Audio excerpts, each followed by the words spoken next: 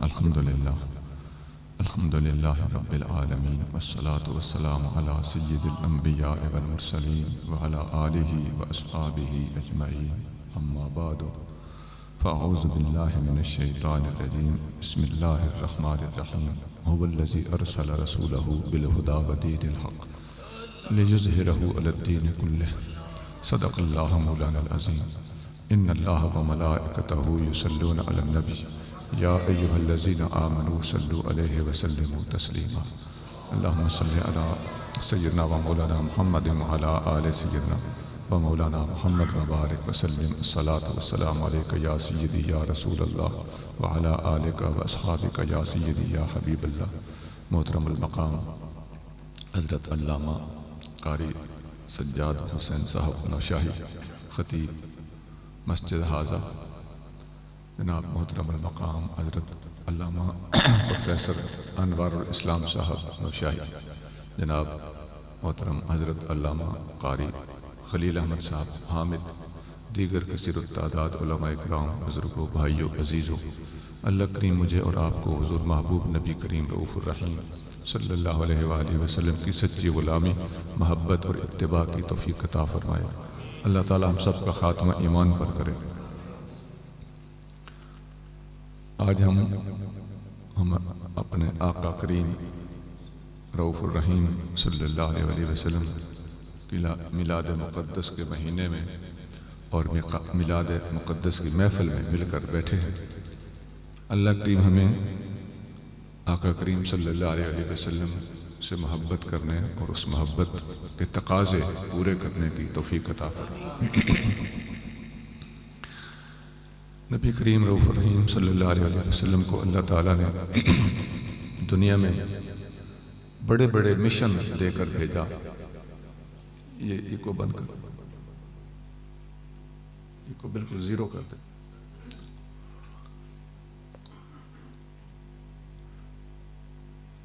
جو بڑے بڑے کام ہمارے نبی کریم صلی اللہ علیہ وسلم نے کیے ہیں، ان میں 3 کام ایسے ہیں ان کو اگر بیان کر دیا جائے تو باقی کام ان کے ضمن میں، ذیل میں اور ان کے ماتحت خود بخود آ جاتے ہیں۔ تو آپ یہ سبق کے طور پر گزارشات سنیں۔ آپ نے دیکھا ہوگا کہ محسوس کر لیا ہوگا کہ میں نے کسی سر ترنم سے کام نہیں لینا، ایکو بھی اسی لیے آہستہ کرا دی ہے کیونکہ تقریر کرنے کا مقصد اللہ کی مخلوق اور نبی کریم صلی اللہ علیہ وسلم کی امت کی خدمت میں کچھ نہ کچھ رکھنا ہوتا ہے۔ قیامت کے دن ہر خطیب سے پوچھا جائے گا کہ تم نے تقریر کیوں کی تھی؟ تو مقصد صرف اور صرف ڈول ڈھمک نہیں ہونا چاہیے، ہنگامہ آرائی نہیں ہونی چاہیے، سٹ سٹینڈ نہیں ہونی چاہیے، یہ کہو اور وہ کہو۔ سیدھی سیدھی بات ہے کہ ہم دین سکھانے سیکھنے کا جذبہ رکھتے ہیں۔ اللہ تعالی ہمیں بھی سیکھنے کی اور آپ کو بھی سکھانے کی ہم سب کو توفیق عطا فرمائے۔ 3 بڑے بڑے مشن ہیں جو آقا نے نبھائے ہیں۔ پہلا مشن ہے جاہل دنیا کو علم سکھانا۔ دوسرا بڑا مشن ہے اخلاق کو اس کی بلندیوں تک پہنچانا۔ اور تیسرا بڑا مشن ہے پوری دنیا پر اسلام کو غالب کرنا۔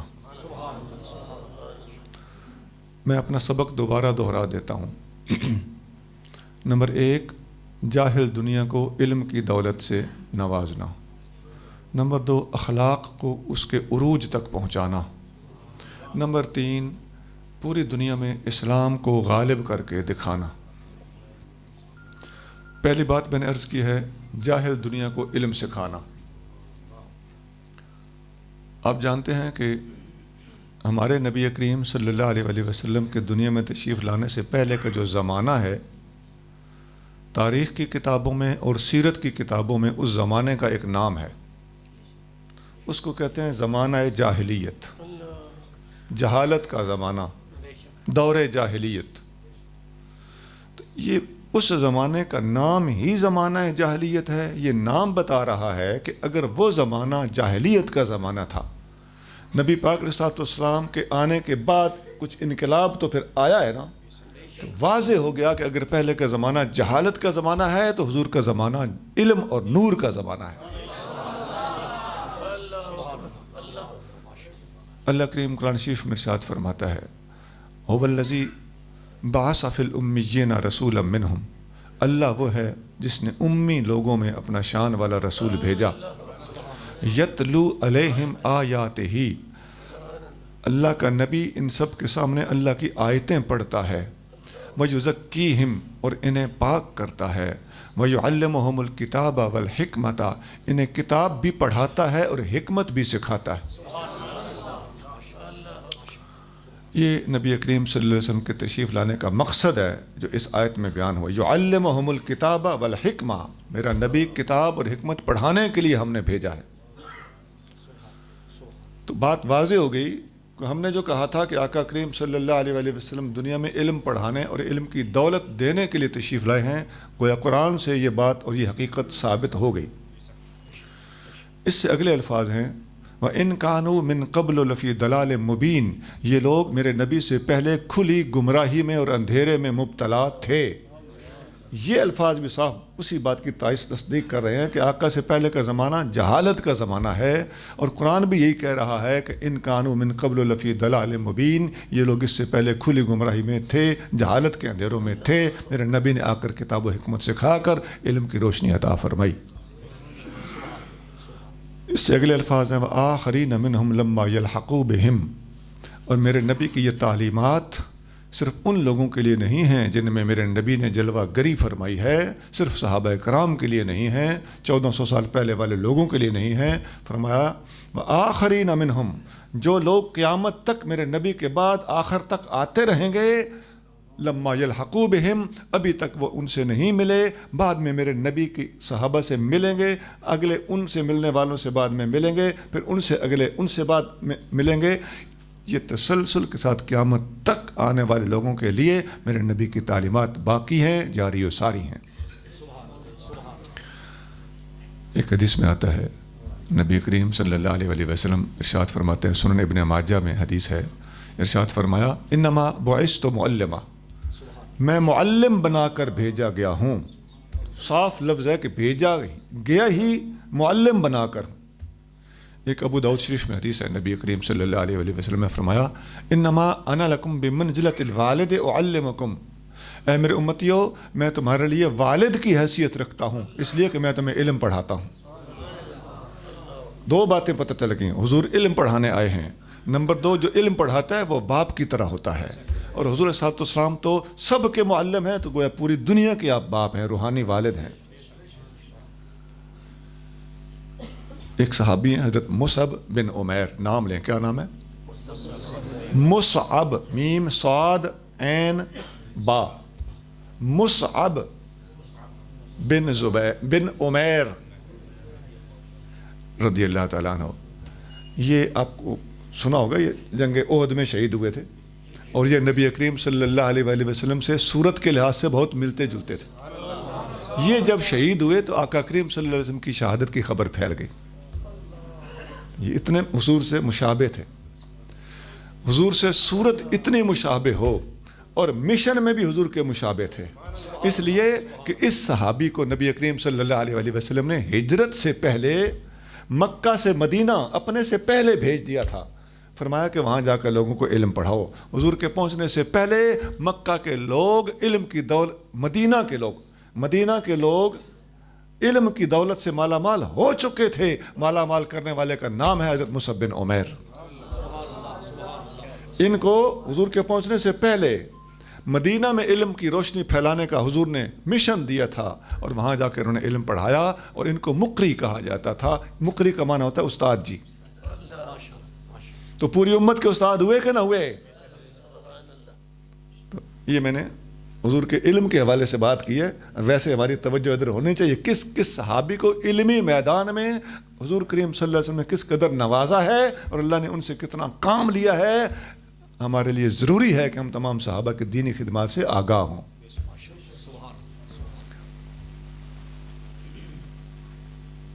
اسی طرح نبی کریم صلی اللہ علیہ وسلم واحد ہستی ہیں، اس دنیا کی واحد ہستی جنہوں نے علم کے اوپر اتنا زیادہ زور دیا ہے قرآن، حدیث، اسلام اور ہمارے نبی کریم صلی اللہ علیہ وسلم کی زبان حق ترجمان سے علم کے اوپر جتنا زور دیا گیا ہے، پوری دنیا آدم علیہ السلام سے لے کے اب تک کوئی انسان ایسا پیدا نہیں ہوا جس نے ہمارے دین اسلام سے، ہمارے آقا سے زیادہ علم کے اوپر زور دیا ہو۔ اور یہ پوائنٹ کے بلا قابل نوٹ ہے، غور کے قابل ہے۔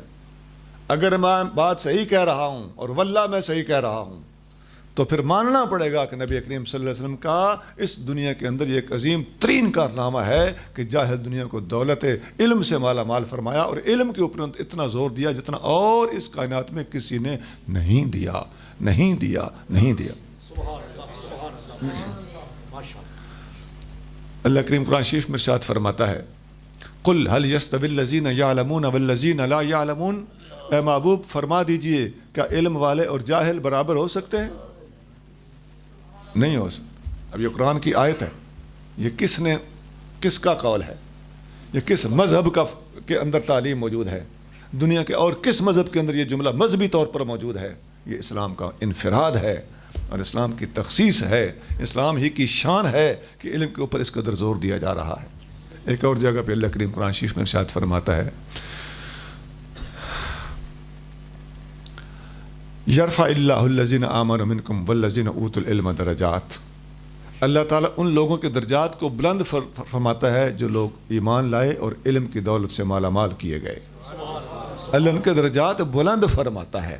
یہ علم والوں کی شان بیان کی جا رہی ہے اور خود قرآن میں بیان کی جا رہی ہے۔ ایک اور آیت میں اللہ کریم ارشاد فرماتا ہے، تلک الامثال نضربها للناس ولا يعقلها الا العالمون، ہماری علمی تمثیلات جو ہم قرآن میں بیان کر رہے ہیں ان کو علماء کے سوا کوئی سمجھ نہیں سکتا۔ یہ سارا قرآن ہے۔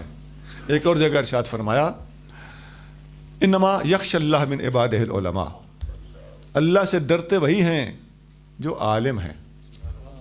علماء ہی اللہ کے بندوں میں سے علماء ہی اللہ سے ڈرتے ہیں۔ نبی کریم صلی اللہ علیہ وسلم ارشاد فرماتے ہیں، انا اعلمہم باللہ واشدہم لہ خشیۃ، بخاری میں حدیث ہے، میں سب لوگوں سے زیادہ اللہ کو جانتا ہوں اور چونکہ سب سے زیادہ جانتا ہوں اس لیے میں سب سے زیادہ اللہ سے ڈرتا ہوں۔ پتہ چلتا ہے کہ اللہ کو جاننا ہوتا ہی وہ ہے جس سے اللہ کا خوف پیدا ہو۔ اللہ کا خوف نہیں ہے، کتابیں پڑھ لی ہیں، نفس کی اصلاح نہیں ہے، کتابیں چاٹ لی ہیں، ایسے علم کا کوئی فائدہ نہیں جس سے اللہ کا خوف پیدا نہ ہو۔ حضرت سلطان بہو رحمۃ اللہ فرماتے ہیں، پڑھ پڑھ عالم حافظ ہویوں، پڑھ پڑھ عالم فاضل ہویوں، بھی طالب ہویوں زردہ ہو، لکھ ہزار کتاباں پڑھیاں پر ظالم نفس نہ مردہ ہو۔ عالم ہونا اچھی بات ہے، لیکن علم اگر خشیت، خوف اور تقوی کے بغیر ہے تو وہ علم وبال ہے، اور اگر علم نے ہمارے اندر خوف خدا پیدا کیا ہے، تقوی پیدا کیا ہے، طہارت پیدا کی ہے، شریعت کی پابندی ہمارے اندر آ چکی ہے تو یہ علم نافع ہے، علم بے فائدہ نہیں ہے۔ نبی پاک علیہ الصلوۃ والسلام کثرت سے دعا مانگا کرتے تھے، نعوذ باللہ من علم لا ینفع، میں اللہ کی پناہ میں آتا ہوں ایسے علم سے جو فائدہ نہ دیتا ہو۔ حضور فرماتے ہیں، ان من العلم جہلا، بعض علم بھی جہالت ہوتے ہیں۔ تو اللہ تعالی ہمیں متقی بنانے والا علم عطا فرمائے۔ سیدنا عبداللہ بن عباس رضی اللہ تعالیٰ عنہ کا فرمان سنن دارمی میں موجود ہے، آپ فرماتے ہیں، من خشی اللہ فہو عالم، جو اللہ سے ڈر گیا وہ عالم ہے۔ حضرت ابو عبداللہ حارث محاسبی رحمۃ اللہ علیہ بہت پرانے بزرگ ہیں، امام بخاری انہیں اپنا استاد، روحانی استاد مانتے تھے۔ امام بخاری 5ویں صدی میں گزرے ہیں، اور یہ امام بخاری نے حارث محاسبی کی زیارت نہیں کی، یہ ان سے بھی 250-300 سال پہلے گزرے ہیں۔ ان کی کتاب ہے رسالۃ المسترشدین، تصوف کی بڑی بلند پایا کتاب ہے۔ آپ اس میں فرماتے ہیں، خذ العلم من اہل الخشیت، اپنا استاد ہمیشہ وہ پکڑو جو اللہ سے ڈرتا ہو، علم خشیت والوں سے حاصل کرو۔ آج ہم دیکھتے ہیں، کوئی خدا نخواستہ میں نام تو کسی کا لے نہیں رہا، لیکن ہم اگر جائزہ لینا شروع کر دیں، ہم اپنے استادوں کا کہ میرے استاد کس قدر متقی ہیں، کس قدر تقوی والے ہیں، کس قدر آنسو بہانے والے ہیں، کس قدر خوف خدا والے ہیں، تو ہم اپنے ہی ماحول کے اندر ہم پریشانی کا شکار ہو جائیں۔ یہ گلیوں میں بھاگنا، ہاتھوں پہ ہاتھ مار کر کہہ کے لگانا اور خوش گپیاں اور ضرورت سے زیادہ ہنسنا اور کم رونا یا نہ رونا، یہ عالم دین کو زیب نہیں دیتا۔ اللہ تعالیٰ قرآن میں فرماتا ہے کہ زیادہ رویا کرو، تھوڑا ہنسا کرو۔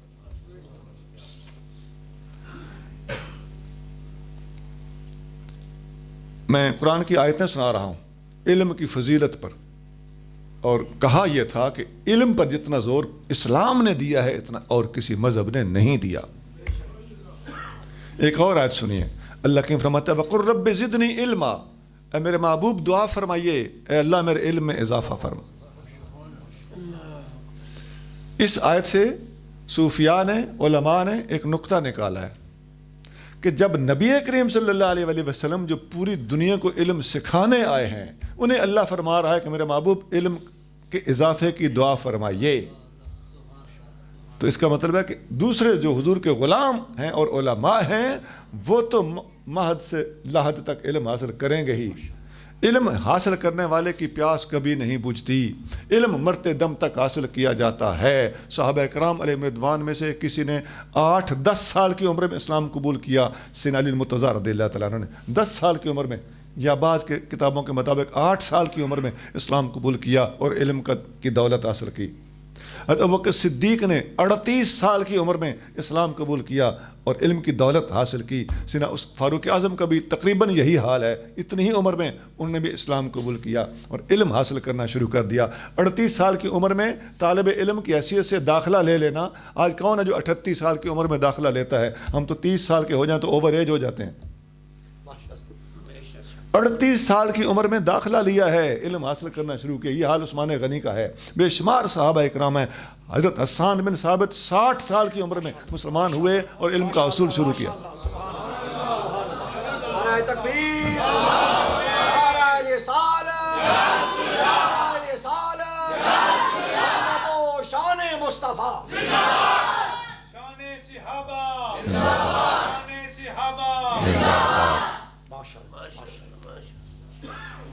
یہ اللہ کے پیارے ہیں جو حضور کے علم، شہر علم کے دروازے ہیں، اور اپنی اپنی رنگت ہے، اپنی اپنی شان ہے، اپنی اپنی ٹھاٹھ ہے۔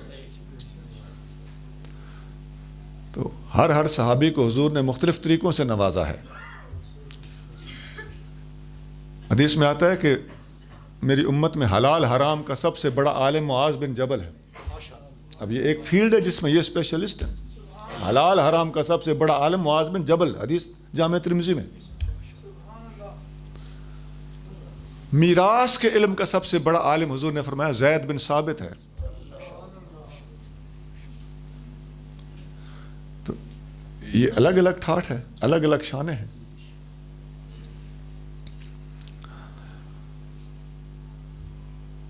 حدیث میں آتا ہے نبی کریم صلی اللہ علیہ وآلہ وسلم نے چین جانے کی بھی ترغیب دی ہے۔ علم حاصل کرنا پڑے، اطلب العلم ولو بالسین، علم حاصل کرو خواہ چین جانا پڑے۔ یہ شعب الایمان میں امام بہقی نے 2 جگہ حدیث نقل کی۔ چین میں علم نہیں بیٹھا ہوا، مقصد یہ تھا کہ دور بھی جانا پڑے تو دور جانے سے، علم حاصل کرنے کے لیے دور جانے سے گھبراؤ نہیں، اور دور جانے سے گھبرانا نہیں ہے۔ چین تک جانا پڑے تو جانا ہے۔ تو ہمارا حال کیا ہوا پڑا ہے اس وقت ہمارے پڑوس میں مسجد ہوتی ہے تو بچے کو مسجد میں بھیجنے کے لیے پوچھتے ہیں مولوی جی کتنے بجے آنا ہے، کتنے بجے پڑھاندے ہو؟ جی 7 بجے پڑھاتا ہوں۔ اچھا وہ تو میرے سکول دا ٹائم ہے۔ تو سکول سے بچا ہوا ٹائم ہم دین کو دینا چاہتے ہیں، یہ دین کے ساتھ اچھا سلوک نہیں ہے۔ کیوں نہ ایسا ہو کہ ہم قرآن سے بچا ہوا ٹائم سکول کو دیں؟ کیوں نہ ہمارے سب بچوں کا پریشر ہو اسکول میں جا کر کہ اسکول کا ٹائم 8 کر دو، 9 کر دو؟ کیوں؟ میں نے پہلے قرآن پڑھنا ہوتا ہے۔ انصاف، تحقیق، خوف خدا، دین سے ہمدردی، یہ باتیں مانیں گی۔ طرح طرح کے جھوٹ اور مجبوریاں راستے میں آڑے آ جائیں گی اور نہیں مانیں گی، وہ ایک الگ بات۔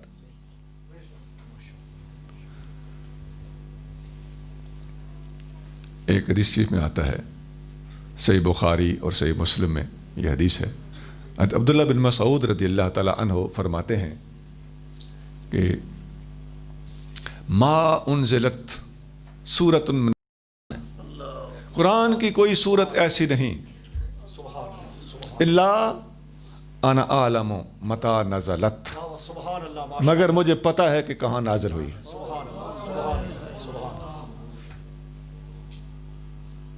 ولا من آیت فی القرآن، اور قرآن کی کوئی ایسی آیت نہیں، پہلے تھا صورت نہیں، جس کے بارے میں مجھے پتہ نہ ہو کہ کہاں اتری، پھر فرمایا کوئی آیت ایسی نہیں الا وانا اعلم فیما نزلت، اس کے بارے میں مجھے پتہ نہ ہو کہ کس کے بارے میں اتری ہے۔ ولو علمت احدا اعلم منی بکتاب اللہ، اگر مجھے پتہ چل جائے کہ فلاں بندہ اللہ کی کتاب قرآن کے بارے میں مجھ سے زیادہ علم والا ہے، تبلغہ الابل، میرا اونٹ اس تک پہنچ سکتا ہو صحیح، لرکبت الیہ، میں اپنا اونٹ اس کی طرف دوڑا دوں گا۔ یہ علم حاصل کرنے کا شوق ہے۔ بتائیے جی، وہ چین جا کے دکھایا کہ نہیں دکھایا؟ جہاں اونٹ جا سکتا ہو میں پہنچ جاؤں گا۔ ایک تابعی ہیں حضرت علقمہ، یہ حدیث دو طریقوں سے مروی ہے، تو وہ کوفہ کے رہنے والے تھے، انہوں نے سنا کہ حضرت ابو درداء صحابی رسول صلی اللہ علیہ وسلم رضی اللہ تعالیٰ ایک حدیث روایت کرتے ہیں، حضرت علقمہ کو وہ حدیث آتی تھی، شوق یہ تھا کہ یہ حدیث میں اس زبان سے سنوں جس بندے کے کانوں نے خود حضور سے سنی ہے۔ کوفے سے چلے، ہزاروں کلومیٹر کا فاصلہ طے کر کے شام پہنچے۔ چین اتنا دور نہیں ہے، دور تو ہے، اس زمانے میں چونکہ دور ہوتا تھا، میں آج کل کے حساب سے چین تو یہ ہمارے پڑوس میں ہے۔ کوفہ سے جو بندہ شام جا سکتا ہے وہ پاکستان سے چین جانا اس کے لیے بالکل آسان ہے۔ پاکستان ہم تو پاکستان کے مشرقی علاقے میں بیٹھے ہیں نا، کراچی سے سفر کریں اور پاکستان کے اس اینڈ پہ پہنچیں تو اس اینڈ کے آگے فوراً چائنا ہے۔ پاکستان اور چائنا کی سرحد ملی ہوئی ہے نا آپس میں، کیا دور ہے؟ تو یہاں سے اس پنڈی کے علاقے سے چین جانا یہ تو بالکل قریب ہے۔ تو وہ تو کوفہ سے چلے تھے اور شام گئے تھے، کوفہ ادھر ہے، مدینہ ادھر ہے، شام اور آگے۔ کوفہ سے چلے، مدینہ شریف کے پاس سے ہوتے ہوئے شام پہنچے، مسجد میں جا کے 2 نفل پڑھے، 2 نفل پڑھ کے دعا مانگی، یا اللہ کوئی اچھا ساتھی عطا فرمانا۔ دائیں طرف ایک بندہ آ کے بیٹھ گیا، جیسے منہ پہ ہاتھ پھیرا بندہ آ کے بیٹھ گیا۔ کون؟ فرمایا ابو درداء۔ حضور میں تو آپ سے ملنے آیا ہوں، ابھی میں نے دعا مانگی تھی یا اللہ اچھا ساتھی عطا فرمانا، اچھا ساتھی بھی مل گیا اور ساتھی بھی وہ ملا جسے میں ملنے آیا ہوں۔ میں نے سنا ہے آپ ایک حدیث بیان کرتے ہیں، وہ حدیث سنائی۔ انہوں نے فرمایا حدیث اس طرح ہے کہ نبی کریم صلی اللہ علیہ وسلم نے فرمایا کہ طالب علم جب علم حاصل کرنے کے لیے گھر سے نکلتا ہے، اللہ کے فرشتے اس کے راستے میں پر بچھاتے ہیں۔ عالم دین کے لیے سمندر کی مچھلیاں دعائیں کرتی ہیں۔ علماء نبیوں کے وارث ہوتے ہیں۔ نبیوں کی میراث درہم اور دینار نہیں ہوتی، نبیوں کی میراث علم ہوتی ہے۔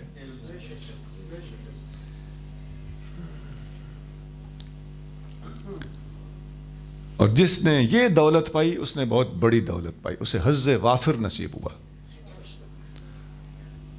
انہوں نے حدیث بیان کی۔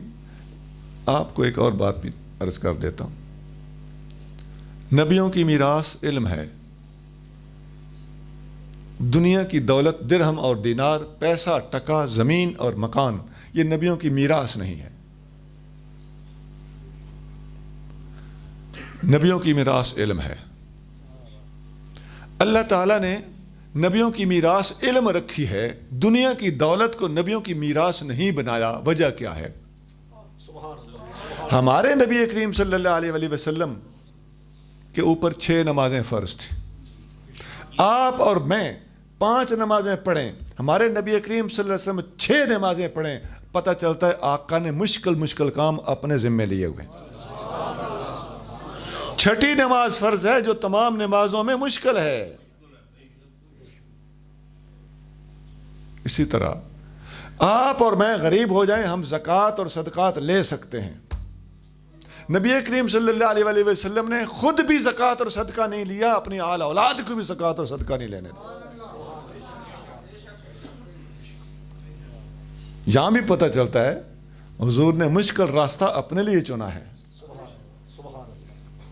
اسی طرح آپ اور میں دنیا سے چلے جائیں, ہماری وراثت تقسیم ہوتی ہے, اور نبی کریم صلی اللہ علیہ وسلم اور تمام انبیاء کی میراث تقسیم نہیں ہوتی. نبیوں نے کسی کی میراث حاصل نہیں کی, ان کی میراث آگے منتقل نہیں ہوتی. یہاں بھی نبی پاک نے اور تمام نبیوں نے مشکل کام اپنے ذمے لیا ہے, تاکہ کوئی دنیا دار یہ الزام نہ لگا سکے کہ یہ تو لوگوں سے صدقات لیتے رہے اور زکاتیں لیتے رہے, تاکہ کوئی دنیا دار اور دشمن یہ الزام نہ لگا سکے کہ یہ تو فلاں کے وارث بنے اور اپنی میراث اپنے اولاد کے لیے, بچوں کے لیے جمع کرتے رہے. اللہ تعالیٰ نے اپنے محبوب صلی اللہ علیہ وسلم کی طرف اٹھنے والی اس انگلی کو وقت سے پہلے ہی روک دیا ہے. اللہ تعالیٰ کا فضل ہے کہ ہم الحمدللہ ہمارا عقیدہ اور ایمان اس معاملے میں سخت محتاط اور معتبر ہے کہ نبی کریم صلی اللہ علیہ وسلم کی شان اور عظمت کو ہم اس طریقے سے بیان کرتے ہیں تاکہ آقا کریم صلی اللہ علیہ وسلم کی ذات معصوم کی طرف کوئی انگلی نہ اٹھا سکے.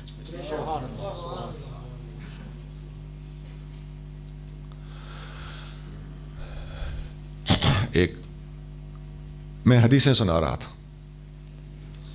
ایک حدیث میں آتا ہے فقیہ واحد اشد علی الشیطان من الف عابد. ایک عالم فقیہ 1000 عبادت گزار ایک طرف ہو اور ایک عالم اور فقیہ دوسری طرف ہو, نبی پاک نے فرمایا یہ شیطان کے لیے اس 1000 آدمی سے زیادہ مصیبت, شیطان پر بھاری.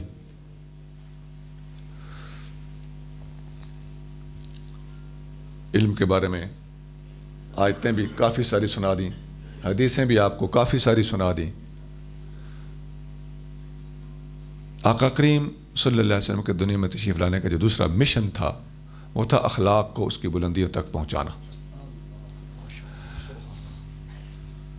اللہ تعالیٰ قرآن شریف میں ارشاد فرماتا ہے انک لعلی خلق عظیم, اے میرے محبوب آپ عظیم اخلاق کے اوپر ہیں, آپ عظیم اخلاق کے اوپر, علی خلق عظیم, آپ عظیم اخلاق کے اوپر ہیں. اچھا آپ عظیم اخلاق والے ہیں, یہ بھی تو بات ٹھیک ہے. آپ صاحب اخلاق ہیں, یہ بھی تو بات ٹھیک ہے. اخلاق کے اوپر کہنے کا کیا مطلب؟ علی خلق عظیم, اوپر کہنے کا مطلب یہ ہے کہ نبی کریم صلی اللہ علیہ وسلم کو اخلاقی روش اختیار کرتے وقت کوئی تکلف نہیں کرنا پڑتا, محنت نہیں کرنی پڑتی, زیادہ توجہ نہیں دینی پڑتی, کہیں ایسا نہ کہہ دوں, کہیں ایسا نہ کر ڈالوں, ایسا حضور کے لیے نہیں ہے. نبی کریم صلی اللہ علیہ وسلم بغیر کسی تکلف کے اخلاق حضور کریم صلی اللہ علیہ وسلم کے کنٹرول میں ہے. آقا صلی اللہ علیہ وسلم بائی دا وے بھی جو بات کرتے ہیں وہ ٹھیک ہوتی ہے, آپ بائی دا وے جو قدم اٹھاتے ہیں وہ ٹھیک ہوتا ہے. اس لیے فرمایا آپ اخلاق کے اوپر ہو. صاحب اخلاق ہونا بھی درست ہے, لیکن اخلاق کے اوپر ہونا اس سے اوپر کی ڈگری ہے.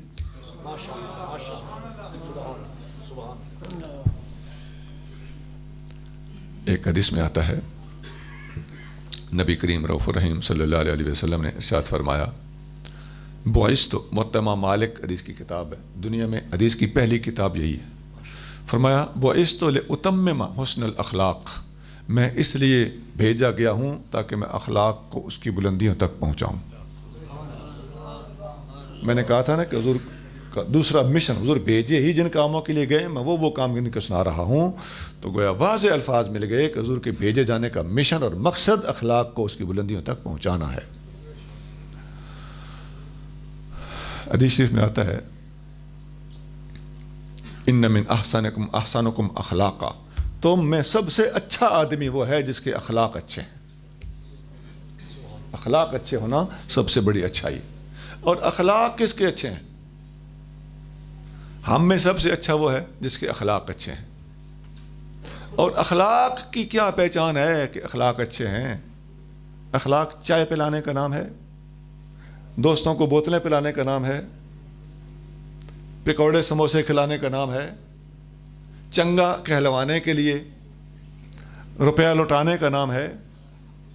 اخلاق کس کے اچھے ہیں؟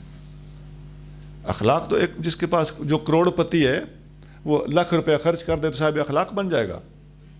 جب غریب آدمی کے پاس 1 روپیہ بھی نہیں ہے تو جب تک روپیہ نہیں دے گا وہ صاحب اخلاق نہیں ہوگا۔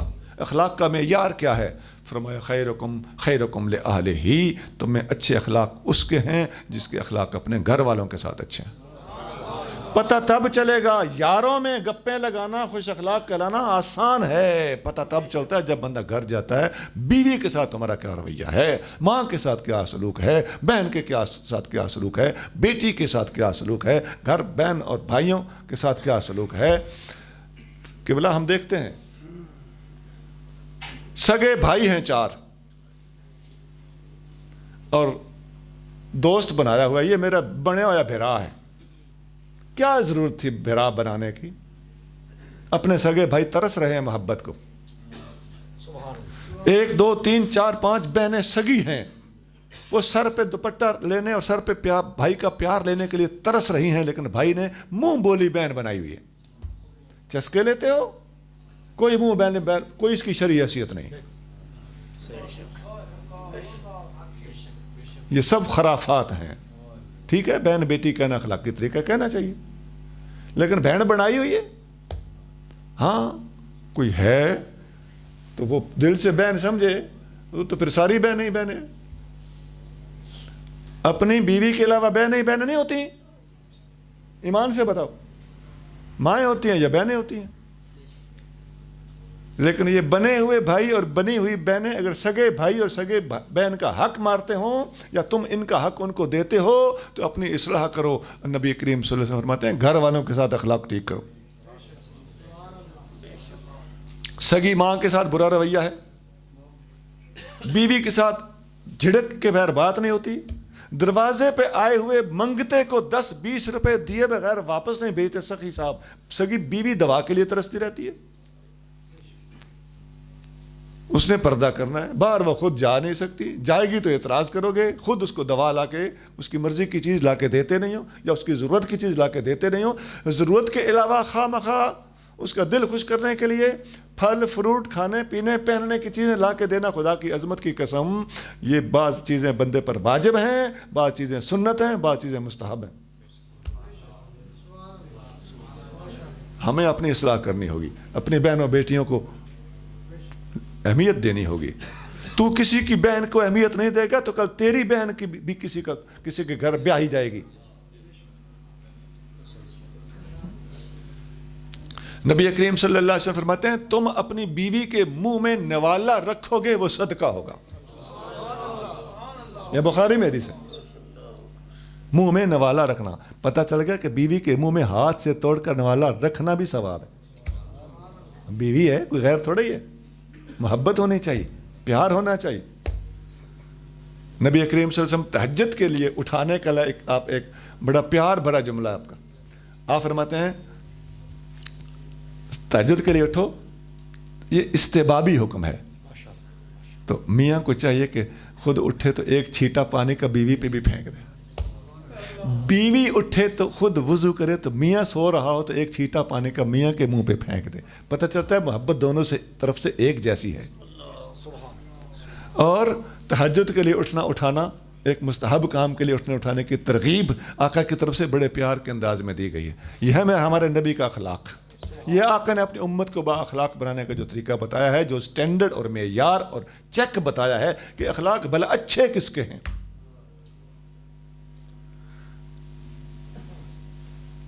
فقیر نے ایک کلام لکھا ہے، آپ کو سنا دیتا ہوں اخلاق کے موضوع پر۔ میرا چھوٹا بھائی اللہ اسے صحت دے زندگی دے 1.5 سال کا تھا جب ہمارے والد صاحب فوت ہو گئے، تو میں نے اپنے بھائی کو تربیت دینے کے لیے ایک اپنی سی کوشش کی۔ میں نے وہ شعر لکھے جس طرح فارسی میں پند نامہ ہے نا، تو میں نے پنجابی میں متی کے نام سے ایک مضمون لکھا۔ متی سمجھتے ہیں نا آپ؟ نصیحتیں تسی متاں کہتے جی مت تو جمع ہو گیا تو ہم متی کہتے ہیں. مت ہم بھی کہتے ہیں لیکن ہم جمع بولتے ہیں اس کی متی, اور وہ جیلم کے علاقے کے لوگ متاں کہتے ہیں. مت کی جمع متاں ہم کہتے ہیں, مت کی جمع متی, اور مت ہم بھی سنگل مت ہوتی ہے. میں نے اس کے لیے لکھا لے سن ذرا کان دھر کے اے گلاں جے تو پھولیاں, اے متی موتی قیمتی مت سمجھیں پتھر گولیاں, تیرے اندر نفس شرارتی ادے مار سرے وچ مولیاں, ادی گل نہ منی ہک وی بھاویں 100 کرے مکرولیاں, دل دنیا نال نہ لاویے اتھے بھول گئیاں کئی بھولیاں, اے جھوک فنا ہو جاونی کہ لسیاں تے کہ بھولیاں, سر بدل گجسی موت دا تیرے لگدے پیسن رولیاں, رکھ یاد ہمیشہ موت نو بھل کوڑ مذاق مخولیاں,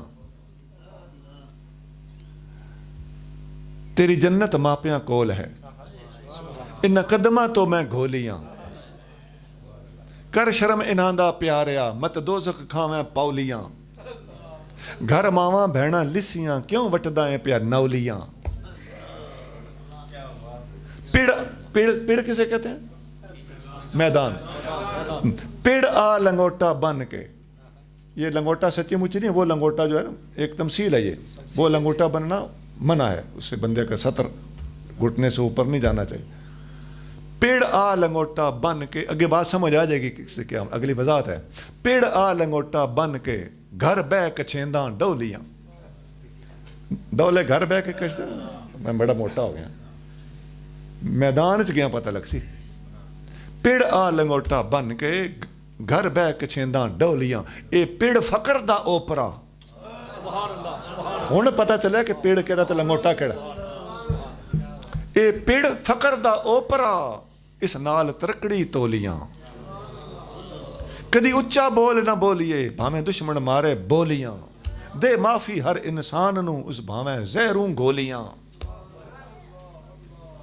بس چھڑا اڈمبر چوکھڑا اکڑاٹھیاں وزنوں ہولیاں. اکڑاٹھی ہم کہتے ہیں سینی ہوتی ہے نا, سن کا پودا جس سے اوپر سے وہ چھلکا اتار کے ہم بوریاں بناتے ہیں, پٹسن جس کی بنتی ہے, تو اس کا جو پودا ہوتا ہے نا اس کے اوپر سے پٹسن اتار لی جائے تو اندر ایک لکڑی ہوتی ہے کھوکھلی سی, اس کی لکڑی کو کیا بولتے ہیں, اس لکڑی کو ہم اکڑاٹھی, ہم جی سنتولا, ہم اکڑاٹھیاں بولتے ہیں. بس چھڑا اڈمبر چوکھڑا, مطلب وہ جو سنتولے ہوتے ہیں نا, وہ گڈھا بنا لے نا تو اتنا بڑا گڈھا بن جائے, تولو تو وہ 2 کلو ہوگا, بڑی جلدی آگ پکڑتی ہے. بس چھڑا مطلب ہے یہ جو بڑکیں مارتے ہیں نا ان کی مثال ان سنتولوں جیسی ہے. بس چھڑا اڈمبر چوکھڑا اکڑاٹھیاں وزنوں ہولیاں, ہر سخی حبیب خدا دا جڑا بھر بھر ونڈے جھولیاں, کنجوس جنت نہ جاوسی نبی پاک حدیثاں بولیاں.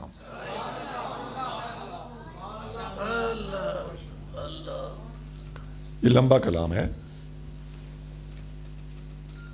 من سید رسولہ, سید رسول میرے بھائی کا نام ہے, من سید رسولہ عیب توں, من سید رسولہ عیب توں رب کو لو کئیاں اولیاں,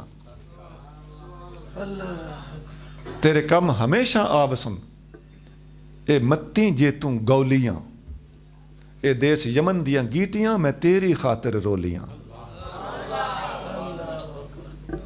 تو یہ اخلاق کی بات کر رہا تھا, گھر والوں کے ساتھ, ماں باپ کے ساتھ, ماما بہنا کے ساتھ یہ ہمارا رویہ ہونا چاہیے. اللہ تعالی ہمیں ہمت توفیق عطا فرمائے. حدیث شریف میں آتا ہے نبی کریم صلی اللہ علیہ وسلم فرماتے ہیں ادبنی ربی فاحسن تأدیبی, میرے رب نے مجھے ادب سکھایا ہے اور کیا ہی خوب ادب سکھایا.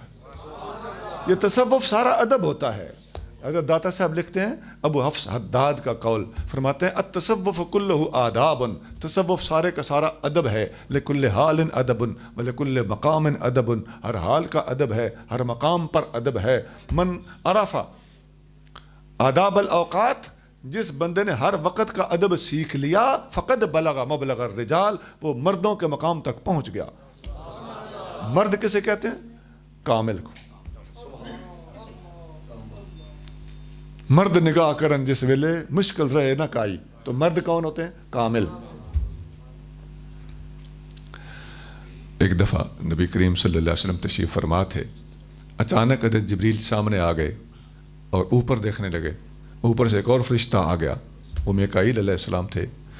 حضرت جبریل علیہ السلام نے فرمایا کہ یہ وہ فرشتہ ہے جو آج تک کبھی زمین پر نہیں اترا، آج پہلی بار آیا ہے، یا رسول اللہ جی آپ سے کوئی بات کرے گا۔ حضرت میکائیل علیہ السلام نے حضور کو فرمایا، عرض کیا، یا رسول اللہ، اللہ تعالیٰ نے مجھے آپ سے پوچھنے کے لیے بھیجا ہے کہ اے محبوب، آپ وہ نبی بننا چاہتے ہیں جس کے پاس ابدیت ہو، یا وہ نبی بننا چاہتے ہیں جس کے پاس بادشاہی ہو؟ نبی عبدن اور نبی ملکن، نبوت تو ہے ہی، نبوت کے ساتھ بندگی پسند ہے یا بادشاہی پسند ہے؟ حضرت نبی کریم رؤوف الرحیم صلی اللہ علیہ وسلم حضرت جبریل امین کی طرف مشورہ لینے کے لیے دیکھا۔ جبریل امین سمجھ گئے کہ حضور میری طرف دیکھ رہے ہیں، مشورہ طلب فرما رہے ہیں۔ حضرت جبریل نے ایسے کیا، اوپر سے نیچے ہاتھ کیا، مطلب یہ تھا کہ اے محبوب آپ عاجزی میں رہیں۔ اللہ کریم کا ادب آقا صلی اللہ علیہ وسلم سمجھ گئے، فرمایا بل نبی عبدن، فرمایا میں وہ ایسی نبوت کو پسند کرتا ہوں جس میں ابدیت ہو۔ تو ہمارے آقا نے تو ہمیں سکھائی ہی، پسند ہی خود اپنے لیے پسند فرمایا تو ابدیت کو، امت کو سکھایا تو ابدیت، آجی اور انکساری اور ادب کو سکھایا۔ آقا فرماتے ہیں اجلس جلسۃ العبید، میں اس طرح بیٹھتا ہوں جس طرح عبد بیٹھتا ہے، بندگی کے انداز میں بیٹھنا پسند کرتا ہوں۔ آکل کما یاکل العبد، میں اس طرح کھانا کھاتا ہوں جس طرح ایک عبد کھانا کھاتا ہے۔ تو آقا صلی اللہ علیہ وسلم کا اس دنیا کے اندر اخلاقیات کا مظاہرہ ہے، اور آقا صلی اللہ علیہ وسلم کی اپنی امت کو تلقین اور تعلیم ہے۔ یہ دو باتیں زیر بحث آ چکی ہیں۔ آقا کے تشریف لانے کا ایک مقصد علم ہے، دوسرا مقصد اخلاق۔ آقا کے تشریف لانے کا تیسرا مقصد غلبہ اسلام، پوری دنیا میں اسلام کو غالب کر۔ اللہ تعالیٰ قرآن شریف میں ارشاد فرماتا ہے هو الذی ارسل رسولہ بالہدی ودین الحق، اللہ وہ ہے جس نے اپنا رسول ہدایت دے کر اور دین حق دے کر بھیجا، لِیُظْہِرَہُ عَلَى الدِّینِ کُلِّهِ، تاکہ اللہ تعالیٰ اس دین کو پوری دنیا کے دینوں پر غالب کر دے۔ لِیُظْہِرَہُ عَلَى الدِّینِ کُلِّهِ، میں نے اپنے محبوب کو مشن ہی یہ دے کر بھیجا ہے کہ پوری دنیا میں اسلام کو غالب کریں۔ یہی آیت میں نے خطبے میں پڑھی تھی۔ اس آیت میں بھی جس طرح میں پہلے بتا کے آ رہا ہوں، آیتیں حدیثیں پڑھ رہا ہوں، یہاں قرآن سے واضح کہ بھیجے جانے کا مشن باقاعدہ قرآن نے بیان کیا ہے کہ پوری دنیا پر اسلام کو غالب کرنا میرے محبوب کا مشن ہے۔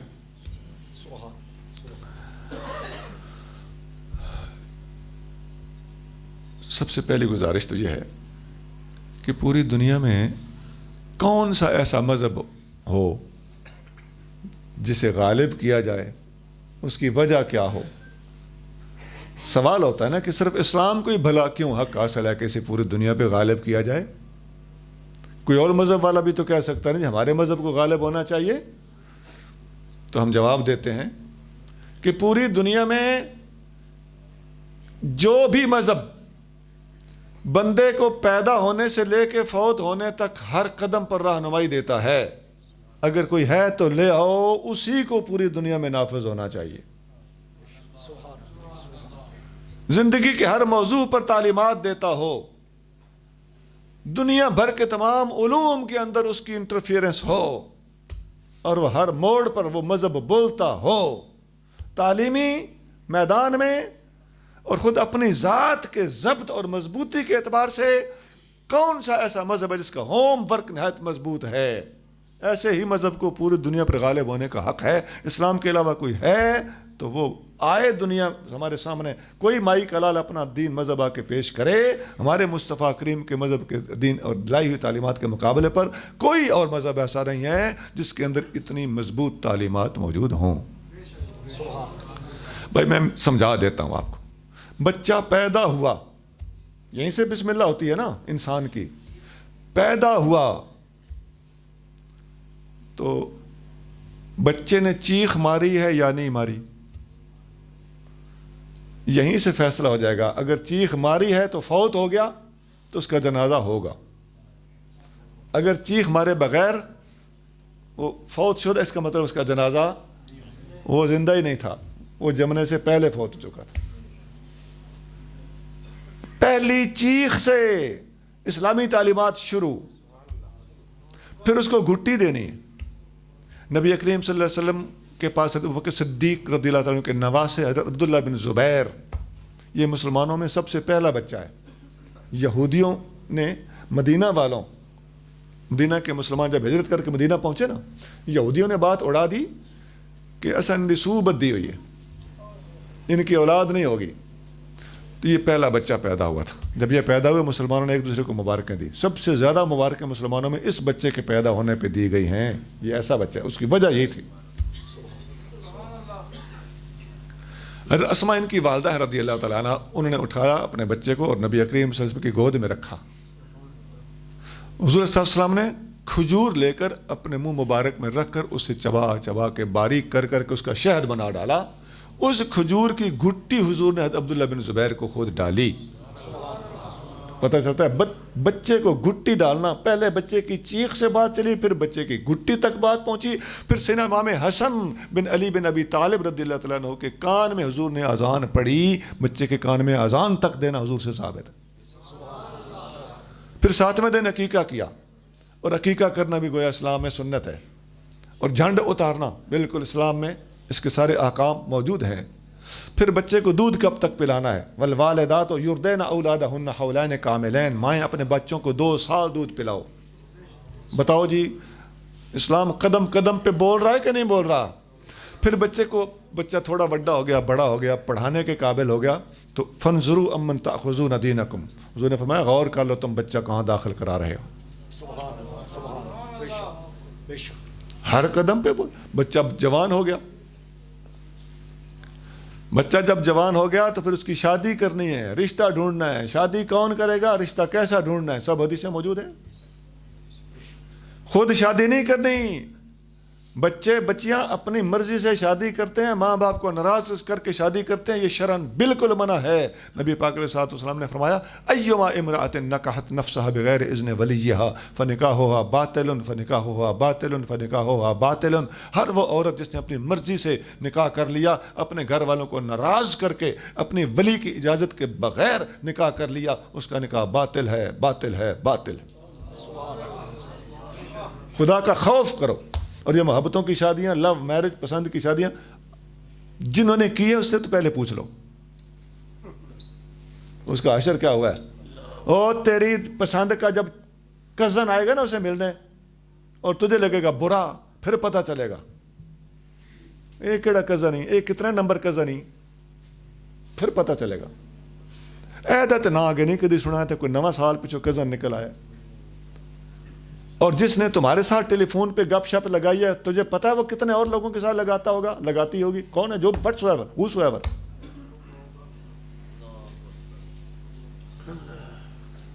بعد میں پتہ چلتا ہے کہ ہم بھولے رہے۔ نبی کریم صلی اللہ علیہ وسلم سونا دیکھیے، لیلا مجنو کی شادی ہو جاتی نا،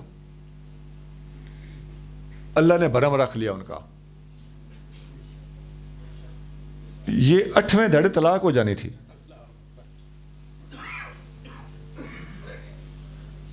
اور یہ کوئی ان کی داستانیں یا کہانیاں جو ہم سناتے ہیں نا، لیلا مجنو ہے، ہیر رانجھا ہے، شیریں فرہاد وغیرہ وغیرہ، یہ کوئی اسلامی آئیڈیل نہیں ہے ہمارے۔ یہ تو صوفیاء ان کے واقعات سناتے ہیں کہ اگر مجازی والے اتنا کر سکتے ہیں تو حقیقی اللہ کی محبت والوں تم ان سے سبق حاصل کرو، ان کا مقصد یہ ہوتا ہے۔ تو وہ صوفیاء نے، مولانا روم نے رحمت اللہ نے بیان کیا، بالکل وہ اپنی جگہ پہ درست ہے، لیکن ان کا مقصد تو سمجھو. لیکن یہ بڑے بڑے اولیاء تھے، یہ ہیر رانجھا ولی تھے، ہرگز نہیں. غلط مطلب نہ لو کہ جی محبت بڑی چیز ہے، محبت وہ بڑی چیز ہے، اللہ اس کے رسول کی محبت ہو. ان کی محبت شرعاً جائز تھی یا ناجائز؟ آرام سے سوچو، ٹھنڈے دل سے سوچو.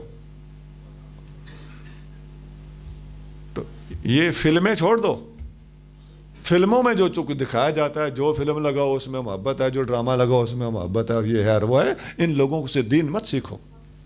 یہ سب بھٹکے ہوئے لوگ، یہ بیچارے خود ٹھوکریں کھاتے رہتے ہیں. یہ خود بڑی عمر میں جا کے پچھتاتے ہیں، شرمندہ ہوتے ہیں کہ یار یہ کیا زندگی برباد کر دی. ہم نے ان کو بہت سمجھنے کی کوشش کی جتنے ہمارے ساتھ ہو سکتا تھا. ان میں اچھے لوگ بھی ہیں، بیچاروں کو لائن نہیں ملی، رہنمائی نہیں ملی، لیکن ماحول ایسا تھا اس میں وہ چل پڑے. لیکن کم از کم آپ مہربانی کریں، ان سے اپنا اخلاق نہ سیکھیں، ان سے اپنی زندگی کے دھارے متعین نہ کریں. اس کے لیے اللہ اللہ کے رسول کا راستہ اختیار کریں.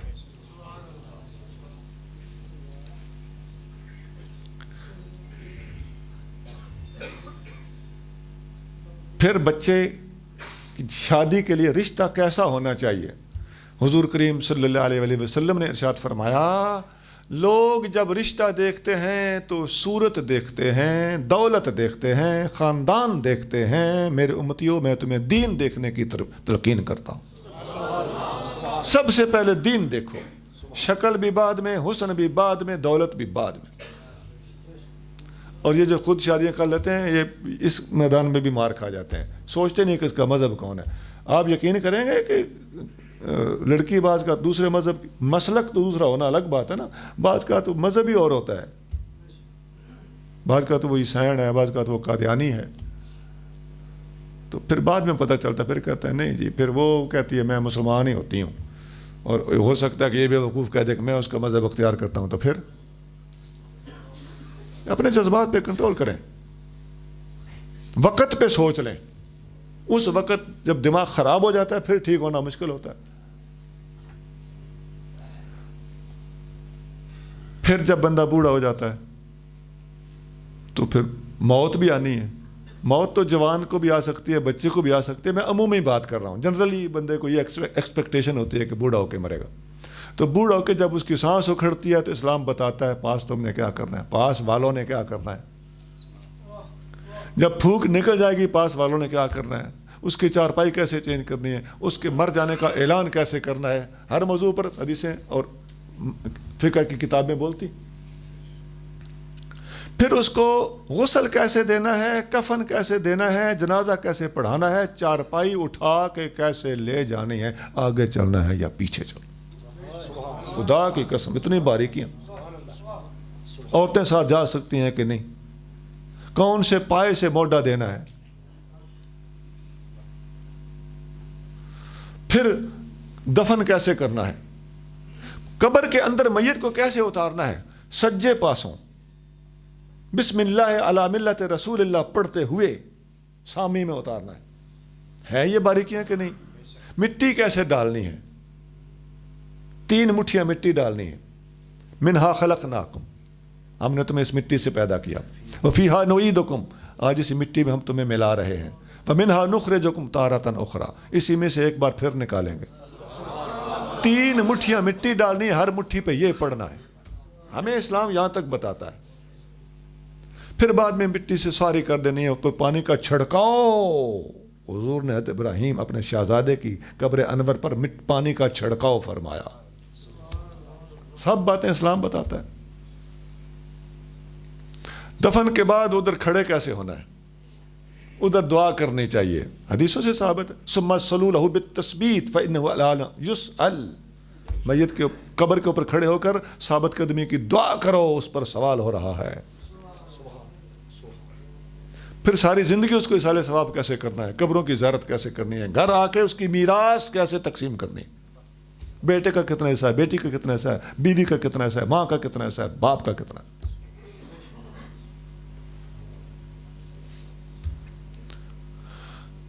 ہاں جی، اب بتاؤ اس دنیا کا کوئی مذہب جو ان ساری باتوں کی پیدا ہونے سے مرنے تک اور میراث تقسیم ہونے تک اگر کوئی بھی مذہب تعلیمات باقاعدہ دیتا ہو تو ہم تیار ہیں اس مذہب کو پوری دنیا پر لاگو کرنے کے لیے، لیکن اگر کوئی نہ ہو، صرف اسلام ہو، تو پھر پوری دنیا کو مان لینا چاہیے کہ اسلام کو یہ حق حاصل ہے کہ اسے پوری دنیا پر لاگو کیا جائے، اسے پوری دنیا پر غالب کیا جائے۔ نعرہ تکبیر، نعرہ رسالت، عظمت و شان مصطفیٰ، زندہ باد اسلام، زندہ باد۔ اگر جب جن سے زندہ باد، جب ان سے ہوتا کچھ نہیں نا، پھر کہتے نہیں جی یہ ذاتی مسائل ہیں، جی ہاں اس لیے مرتا کیا نہ کرتا، اور تمہارے پاس ہے جو کچھ نہیں، تمہارے اندر سے ہم نے تلاشی لی ہے، تمہارے پاس یہ تعلیمات نہیں ہیں، اس لیے تم نے مردیاں دہاڑے کیتے نا، اور تمہارے پاس اور تھا کچھ نہیں اور راستہ کوئی نہیں تھا، اور تم نے بجائے اس کے کہ تم اپنی کمزوری تسلیم کر لیتے، اسلام کی عظمت کو تسلیم کر لیتے، تم نے یہ کہہ دیا کہ یہ تو ذاتی مسائل ہے۔ یہ تو میں نے پیدائش سے موت تک کی بات کی ہے، ویسے ہر فیلڈ میں بھائی تصوف پر اسلام کی تعلیمات موجود ہیں، اچھا معاشیات پر اسلام کی تعلیمات موجود ہیں، پوری کتاب البیوع بخاری مسلم میں سب سے بڑا چیپٹر یہی ہوتا ہے معاشیات کا، اور سیاست کے اوپر پورے کتاب الاحکام اسلام کا پورا چیپٹر بخاری مسلم میں موجود ہے، مسلم میں کتاب الامارہ ہے۔ تعلیمی پالیسی پر ہمارا پورا کتاب العلم حدیث کی ہر کتاب میں ہوتی ہے، اور تصوف کے حوالے سے میں نے کتاب الرقاق، کتاب الاخلاق، کتاب الآداب، یہ دو تین کتابیں ہر حدیث کی کتاب میں موجود ہیں۔ تو اسلام کی یہ تو چیپٹرائزیشن ہے، کتابوں کے اندر ان موضوعات پر الگ مستقل کتابیں بھی مارکیٹ میں دستیاب ہیں، علماء نے کام کیا ہوا ہے۔ تو اس اعتبار سے بھی دیکھا جائے تو مختلف علوم، تعلیمات، معاشیات، سیاسیات، تصوف، عمرانیات کا تو بانی ہی مسلمان ہے، نفسیات کے موضوع پر فقیر کا لکھا ہوا کتاب ہے اسلام اور نفسیات، آپ پڑھ کے دیکھیں۔ تو نفسیات کے معنی تو ہم تو ڈاکٹروں کو دیکھا کہ خود سائیکو ہوتے ہیں، وہ ہماری کتاب پڑھے تو وہ خود انشاءاللہ ٹھیک ہو جائے گا۔ چھوٹا سا رسالہ ہے، اس میں عوامی نفسیات، بچوں کی نفسیات، عورتوں کی نفسیات، بوڑھوں کی نفسیات، مذہبی طبقے کی نفسیات اور مذہبی طبقے کی جو تعلیم دینے کا طریقہ ہے نفسیاتی وہ کیسا ہونا چاہیے، حکمرانوں کی نفسیات تک لکھی ہوئی ہے۔ حکمران اور افسر کی ان کی بھی ایک نفسیات ہوتی ہے، ان کی ایک ٹریننگ ہوتی ہے، وہ جب CSS وغیرہ کرتے ہیں نا وہاں ان کو نفسیاتی طور پہ کچھ بتایا جاتا ہے۔ ہم سیدھے سیدھے لوگ ہوتے ہیں، ہم تو چونکہ الحمدللہ چیزوں میں سے ہم گزرے ہوئے ہیں، وہ پھو پھاں کے چکروں میں رہتے ہیں۔ یہ سلوٹ وغیرہ یہ سب اسی ٹریننگ کا ایک رزلٹ ہے۔ بات کرنی ہے تو آپ نے منہ بنا کے کرنی ہے، اس طرح کرنی ہے، سنبھل کے کرنی ہے، یہ ساری ان کو وہاں ٹریننگ دی جاتی ہے، اور یہ ہوتا کچھ بھی نہیں ہے، اس کا الٹیمیٹ انسانی اخلاق کے ساتھ کوئی تعلق نہیں ہے، یہ محض تصنع ہے۔ بہرحال ہم نے ان باتوں میں سے یہ نہیں ہے کہ ہم ان کو جانتے نہیں، ہم ان باتوں کو سمجھتے ہیں، ہم نے یہ بھگتی ہوئی ہیں، ہمیں یہی پتہ چلتا ہے، اینڈ خدا کی قسم یہی ہے کہ انسان بے بناوٹ ہونا چاہیے۔ تصنع صوفیاء میں بالکل ایک گالی سمجھا جاتا ہے، تصنع کا معنی ہوتا ہے بناوٹ، ایکٹنگ۔ تو یہ اسلامی تعلیمات، اسلام ہر موضوع پر تعلیمات دیتا ہے، اسی مذہب کو اسی لیے یہ حق حاصل ہے کہ اسے پوری دنیا پر غالب کیا جائے۔ نبی کریم صلی اللہ علیہ وسلم نے اس کو غالب کر کے دکھایا۔ 1.25 لاکھ صحابہ کرام اپنی زندگی میں 1.25 لاکھ علماء اور اولیاء پیدا کر کے دکھانا یہ حضور کا کارنامہ ہے۔ اپنے ہاتھوں سے اسلام کی بنیاد رکھنا، صرف 23 سال کے عرصے میں دیواریں بنا کے، چھت ڈال کے، عمارت مکمل کر کے، حجت الوداع کے موقع پر اعلان کر دینا کہ آج جہالت کی ساری رسمیں میرے قدموں کے نیچے ہیں، کسی گورے کو کالے پر، کالے کو گورے پر کوئی فضیلت حاصل نہیں ہے، عورتوں کے بارے میں اللہ سے ڈرتے رہنا، اللہ نے انہیں تمہارے ماتحت کیا ہے، سب سے پہلے میں سود منع ہے، سب سے پہلے میں اپنا سود معاف کرتا ہوں، قتلوں کے بیر منع ہے، سب سے پہلے میں اپنا فلاں قتل معاف کرتا ہوں۔ ہو سکتا ہے اگلے سال تمہاری اس جگہ پہ میرے ساتھ ملاقات نہ ہو، جو یہاں آئے ہوئے ہو میری یہ باتیں ان تک پہنچا دینا جو آج یہاں نہیں پہنچ سکے۔ یہ خطبہ حجۃ الوداع ہے۔ اس وقت اقوام متحدہ کے چارٹر میں اس کے میکسیمم حصے شامل ہیں۔ مجھے پتہ نہیں تھا، میں نے سنا ہوا تھا، پھر میں نے اپنے ایک بزرگ ہیں، دوست ہیں، ایک پیر صاحب ہیں، کرنل صاحب ہیں، ریٹائرڈ کرنل ہیں، پیر صاحب بھی ہیں، تو میں نے ان سے عرض کیا کہ ذرا مجھے یہ کنفرم کر کے دیں۔ انہوں نے فٹافٹ نیٹ سے لے دے کے مجھے رزلٹ مجھے بتایا کہ یہ چارٹر میں شامل ہے، یعنی میں نے کنفرم کیا ہے۔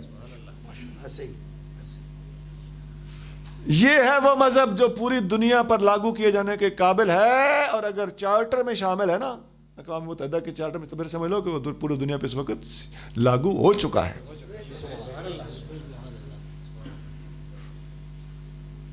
بول کے مانتا تو کوئی نہیں نا،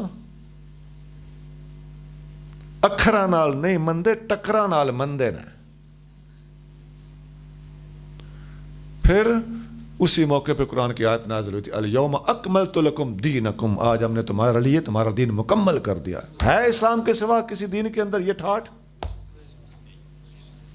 اللہ تعالیٰ فرماتا ہے کزرع اخرج شطأہ فآزرہ فاستغلظ فاستوى علی سوقہ یعجب الزراع۔ میرے نبی کی مثال ایسے ہے جیسے زمین کے مالک نے، کھیت کے مالک نے فصل بیجی ہو اور پودے نکلے ہوں، پودے بڑے ہوئے ہوں، تگڑے ہوئے ہوں، اپنا بوجھ خود اٹھا کر کھڑے ہو گئے ہوں، اور کھیت لہلہا رہا ہو تو کھیت کا مالک اپنے کھیت کو دیکھ کر خوش ہوتا ہو۔ یہ سب آپ جو ہم جو یہ حضور کا کھیت ہے، اس سے پہلے نسلیں صدیاں حضور کا کھیت تھیں، اور سب سے پہلا کھیت صحابہ کرام کا کھیت تھا، اور 1.25 لاکھ صحابہ کرام پیدا کر کے دکھانا حضور کا واحد کارنامہ ہے۔ اور جس ہستی کے صحابہ، اور قرآن جن کو کہتا ہے کہ کھیت مضبوط ہو گیا، فصل پک گئی، کھیت کا مالک خوش ہو رہا ہے، پتہ چلتا ہے کہ نبی کریم صلی اللہ علیہ وسلم کا ہر صحابی، آقا صلی اللہ علیہ وسلم کا لگایا ہوا ہر پودا ہدایت کا ستارہ ہے۔ اسی لیے حضور فرماتے ہیں میرے صحابہ ہدایت کے ستارے ہیں، جس کی بھی پیروی کرو گے ہدایت ملے گی۔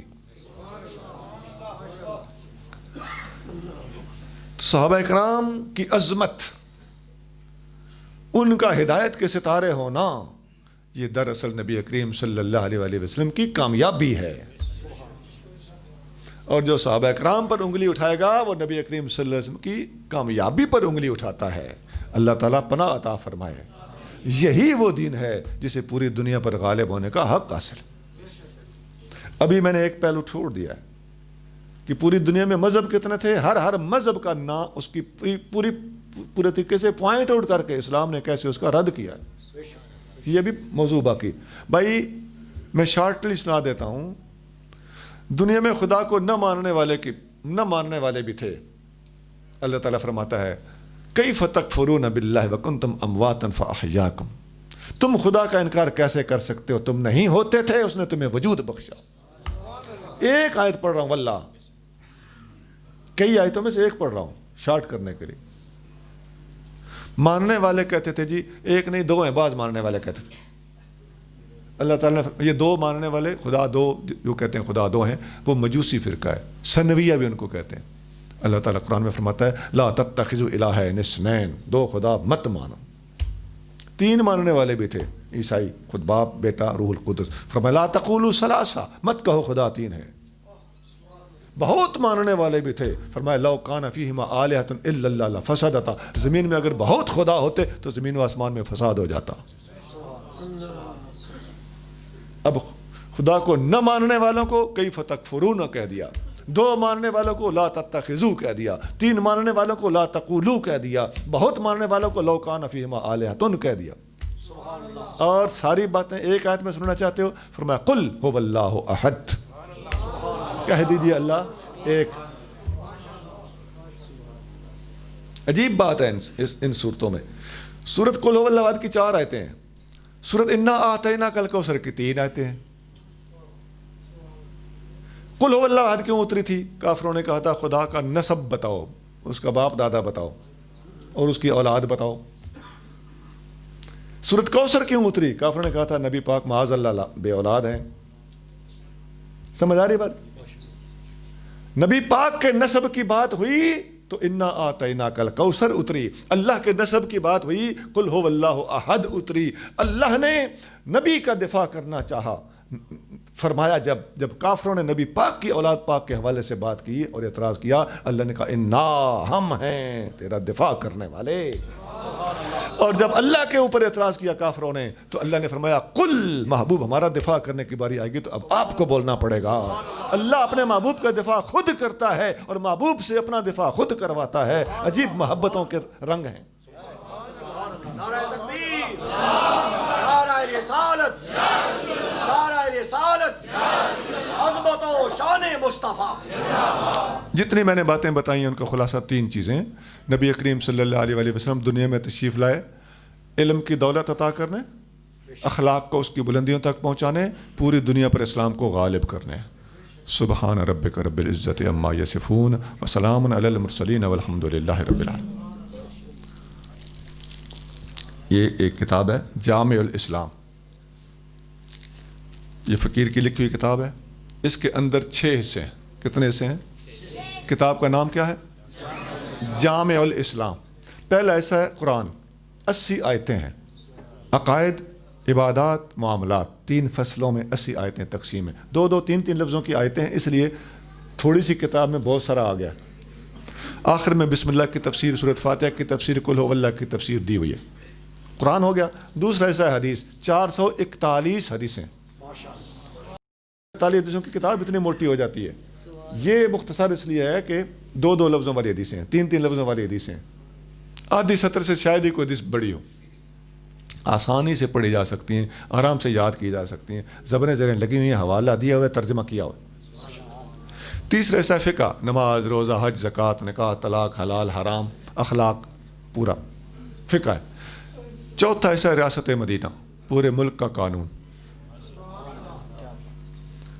عدالتی نظام پورا اس میں۔ 5واں حصہ سیرت النبی، نبی کریم صلی اللہ علیہ وآلہ وسلم کی سیرت، 28 صفحے ہیں، 28 بڑی بڑی جلدیں، کتابیں پڑھ کے جو کچھ آپ کے پلے پڑے گا نا وہ ان 28 صفحوں میں موجود ہے۔ 6واں اور آخری حصہ ہے تصوف، اقوال الصالحین، ولیوں کی باتیں، صدیق اکبر سے لے کے اس وقت کے ولیوں تک، امام اولیاء کے اقوال ہیں۔ یہ 6 حصے ہوئے، قرآن، حدیث، فقہ، ریاست مدینہ، سیرت اور تصوف۔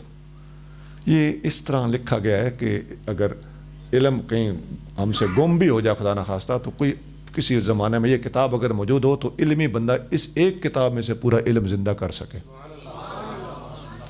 اور یہ بعض کا بندے اچھے ہوتے ہیں، عالم نہیں بن سکے تو یہ کتاب پڑھ لے، 10 سالہ کورس نہیں بھی کر سکا تو یہ کتاب اچھا پڑھ کے اچھا گزارا کر لے گا۔ بعض اوقات بعض بندے نیک ہوتے ہیں، والد صاحب جلدی فوت ہو گئے، بچہ چھوٹا رہ گیا، پیر صاحب تھے، آستانہ تھا، بچہ ہے، آستانہ نہیں سنبھال سکتا، کتابیں نہیں پڑھ سکا، بندہ نیک ہے۔ ایسا ہوتا ہے، نیک بندے پیروں میں جو پڑھ نہیں سکے تو وہ اگر یہ کتاب پڑھ لے تو اپنا آستانہ اچھا چلا لے گا انشاءاللہ۔ اس کے لیے تو آخری 6واں باب کافی ہے انشاءاللہ تعالی۔ اس کتاب کی شان میں نے ایک شعر لکھا ہے، ربائی آپ کو سنا دیتا ہوں، ادھر لکھیے بار یہ: دین کا کچھ کام کرنا چاہیے، عام یہ پیغام کرنا چاہیے، اور کچھ نہ ہو سکے تو کم سے کم جامع الاسلام پڑھنا چاہیے۔ بہت شکریہ، والسلام علیکم۔ ایک منٹ تشریف رکھیں سب حضرات، کچھ حضور سے سوالات ہیں، اگر جواب ارشاد فرما دیں تو۔ پہلے نمبر پہ سوال یہ ہے کہ اس علاقے کے اندر میت کو 2 غسل دیے جاتے ہیں، شرعی طور پر کیا حکم ہے اس کا، تفصیلی طور پر ارشاد فرما دیں۔ دوسرے نمبر پر کہ کوئی مریض شخص تھا، وہ فوت ہوا، فوت ہونے کے بعد اس کا خون جسم کے کسی بھی اعضاء سے جاری ہے تو اس کے غسل کا کیا حکم ہے۔ اگر کوئی اور حضرات بھی سوال کرنا چاہے تو حضرت صاحب سے کر سکتے ہیں، کیونکہ اللہ نے انہیں بڑے علم سے نوازا ہے۔ قانون کا چسکا نہ بھی صحیح تو علم کی باتیں سن کر میں تو یقینی طور پر متاثر ہوا ہوں۔ اللہ رب العزت ان کے عمر کے اندر، علم کے اندر مزید برکتیں عطا فرمائے۔ جو سوالات ہیں ان کے جوابات ارشاد فرمائے۔ بسم اللہ الرحمن الرحیم۔ میت کو غسل ایک ہی بار دینا کافی ہوتا ہے. 3 بار دینے سے وہ ایک ہی بار جب پھٹے پہ غسل دیا جاتا ہے تو ہر عضو کو 3 بار دھونا وہ ٹھیک ہے. باقی ایک غسل ہو جائے تو پھر دوبارہ غسل دینا، 2 جدا جدا غسل دینے، وہ درست نہیں ہے. نبی کریم صلی اللہ علیہ وسلم خود موجود تھے، آپ پردے میں بیٹھے رہے اور اپنی شہزادی سیدہ زینب رضی اللہ تعالیٰ عنہا ان کو جب خواتین غسل دے رہی تھیں تو حضور کریم پردے میں بیٹھ کر کپڑے پکڑاتے رہے اور ایک ہی غسل دیا گیا تھا. یہ حدیث بخاری میں کئی جگہ پر ہے غسل ان کا جو واقعہ ہے. دوسرے نمبر پر آقا کریم صلی اللہ علیہ وسلم کو بھی جب اہل بیت اطہار نے سیدنا علی المرتضیٰ رضی اللہ تعالیٰ عنہ غسل دے رہے تھے تو ایک ہی غسل دیا ہے، اور اس کا تذکرہ بھی کتابوں کے اندر موجود ہے. ایک ہی غسل کا ذکر ملتا ہے، لہذا دوسرے غسل کی ضرورت نہیں ہے. دوسرا سوال یہ تھا کہ حضرت نے سوال پوچھا ہے کہ میت جو ہے وہ عورت کو نامحرم کندھا دے سکتا ہے یا نہیں. تو میت کو ہاتھ نہیں لگا سکتا، کندھا دینے میں کوئی حرج نہیں ہے. بعض لوگ کہتے ہیں کہ شوہر کندھا نہ دے یا شوہر منہ نہ دیکھے، ایسی کوئی بات نہیں ہے.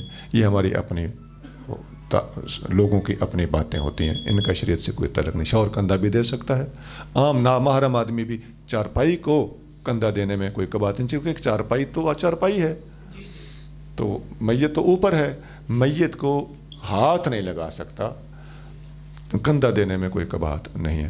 آپ کا دوسرا سوال کیا تھا؟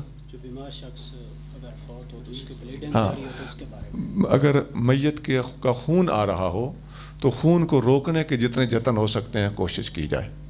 اگر خون رک نہیں رہا تو پھر اس جگہ پہ آپ روئی ایسے طریقے سے بھر دیں تاکہ وہ خون جو ہے وہ اندر بلاک ہو جائے، اور آپ اس کو خون کو خارج کر سکتے ہیں تو کریں. پہلی بات تو یہ ہے، خارج کر دیں، مک جائے گا. آخر کتنے من خون ہوگا. وہ میت کو مثلا منہ سے خون آ رہا ہے تو اس کا خون منہ تھوڑا سا نیچے کریں گے تو ختم ہو جائے گا. موسٹلی ایسا ہو جاتا ہے. اگر خدا نخواستہ کوئی ایسی بات ہے کہ وہ رشتہ ہی چلا جا رہا ہے تو وہاں روئی رکھ کے اس کو ادھر ہی ہولڈ کرنے کی پوری کوشش کر کے باقی جسم کو غسل دے دیں. اور جی بہت شکریہ. السلام علیکم. مصطفیٰ جانے رحمت پہ لاکھوں سلام، شمع بز میں ہدایت پہ لاکھوں سلام، شمع بز میں ہدایت پہ لاکھوں سلام. امتی لب پہ جاری رہا، لب پہ جاری رہا. امتی لب پہ جاری رہا. امتی تیری قسمت پہ لاکھوں سلام. مصطفیٰ جانے رحمت پہ لاکھوں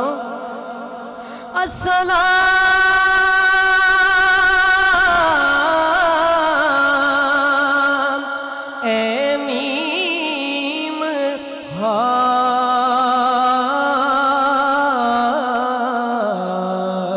اور میم دال،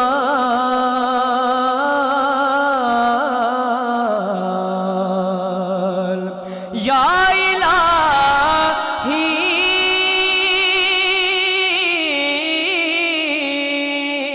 صدقہ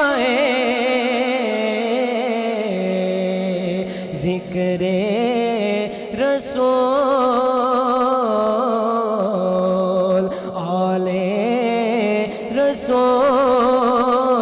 رسول زہرا بطول. اور یہ سلام عاجزانہ ہو قبول.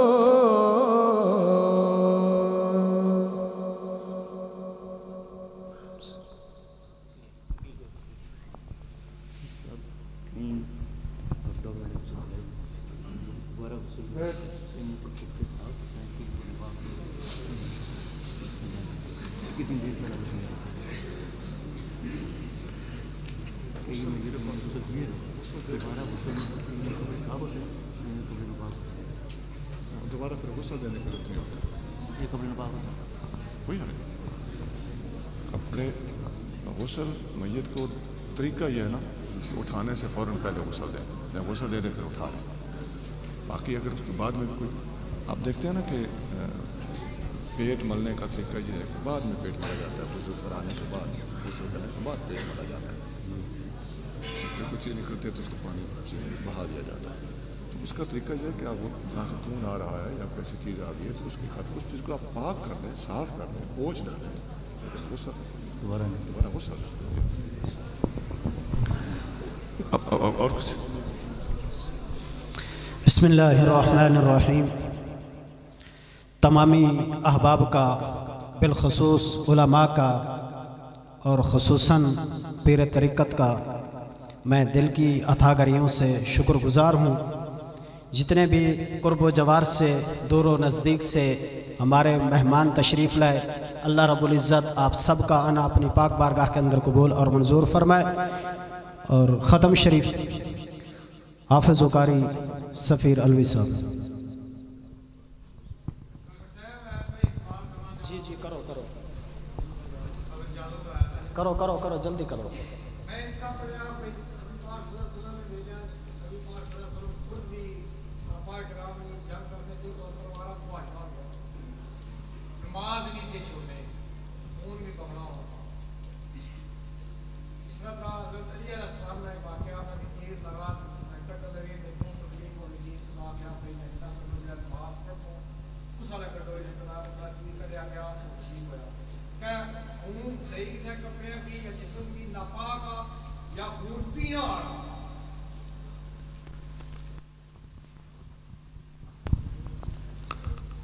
خون پینا بھی منع ہے تو خون خود بذات خود خون جڑا ہوندا ہے وہ بھی ناپاک ہے. انسان دا خون ناپاک ہے, بلکہ کسی حلال جانور دا خون بھی ہوئے وہ بھی ناپاک ہے. جڑا خون بگدا ہوئے اس نو دم مسفوح کیا جاتا ہے. قرآن دی آیت ہے انما حرم علیکم المیتۃ, حرام کیتا گیا تواڈے اتے مردار, والدم اور خون, ولحم الخنزیر اور خنزیر دا گوشت, وما اہل بہ لغیر اللہ اور او جانور جس نو اللہ تو سوا کسی ہور دا نام لے کے ذبح کیتا گیا ہوئے. تو یہ عام مطلب دوسرے خون دی دم مسفوح دی گل ہو رہی ہے, اور انسان دا خون بھی ناپاک ہے. اور جڑا تسی گل کیتی ہے حضرت علی المرتضیٰ رضی اللہ تعالیٰ عنہ دا خون مبارک مطلب تیر لگا تو او نماز نال دا کوئی تعلق نہیں ہے. نماز جس وقت خون نکلیا, خون فوارے دی طرح جس وقت نکلے گا جسم دے وچوں, تو جسم دے جس حصے دے تو خون نکل کے بہ کے ٹرے گا, اس وقت وہ مطلب وضو ٹوٹ جائے گا, دوبارہ وضو کرنا پڑے گا.